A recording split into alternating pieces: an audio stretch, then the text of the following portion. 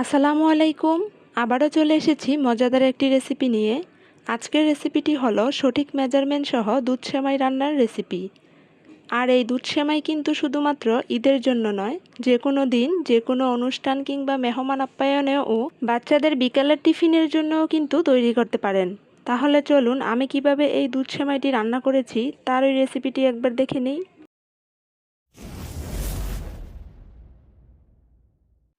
প্রথমে দুধ সেমাই রান্নার জন্য এখানে আমি বার্মি চিলি সেমাইয়ের যে প্যাকেটগুলো কিনতে পাওয়া যায় সেই প্যাকেটের অর্ধেকটা পরিমাণ সেমাই আমি ভেঙে গুঁড়ো করে নিয়েছি।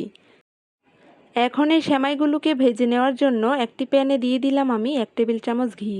ঘিটা গরম হয়ে আসলে প্রথমে কিছুটা পরিমাণ কিশমিশ, কাজু বাদাম ও কাঠবাদাম হালকা করে ভেজে নিব। এতে করে বাদামের মধ্যে যে কাঁচা গন্ধটা সেটা আর থাকবে না। এই তো ভাজা হয়ে গেছে, এখন এগুলোকে আমি প্যান থেকে উঠিয়ে নিব। এবার সেই একই প্যানে আমি দিয়ে দিব সেমাইগুলো। এই বার্মি চিলি সেমাইয়ের মধ্যে কিন্তু একটা এক্সট্রা গন্ধ থাকে, যখন আপনি এই ঘিয়ের মধ্যে ভেজে নেবেন তখন এই সেমাইয়ের গন্ধটা আর থাকবে না। চুলার হিটটাকে একেবারে লোতে রেখে কিছু সময় নিয়ে এবার সেমাইগুলোকে উল্টিয়ে পাল্টিয়ে ভেজে নিতে হবে। এই তো সেমাইগুলো ভেজে নেওয়া হয়ে গেছে।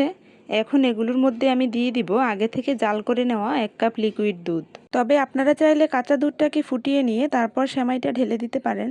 সেমাইগুলো যখন ভালোভাবে সিদ্ধ হয়ে গেছে তখন এর মধ্যে দিয়ে দিব আমি স্বাদ অনুযায়ী চিনি। এখানে আমি প্রায় 1/3 কাপ পরিমাণ চিনি ব্যবহার করেছি। মিষ্টির ব্যালেন্সটা যেন পারফেক্ট হয় তার জন্য এখানে দিয়ে দিলাম সামান্য একটু লবণ। এবার সেমাইটাকে কয়েক মিনিট জাল করে নেওয়ার পর এখন এখানে দিয়ে দিব আগে থেকে ভেজে নেওয়া কিশমিশ ও বাদাম। কিশমিশ ও বাদামগুলোকে এখন একটু নেড়ে সেমাইয়ের সাথে ভালোভাবে মিশিয়ে নিব। এই তো দুধ সেমাইটা রান্না হয়ে গেছে।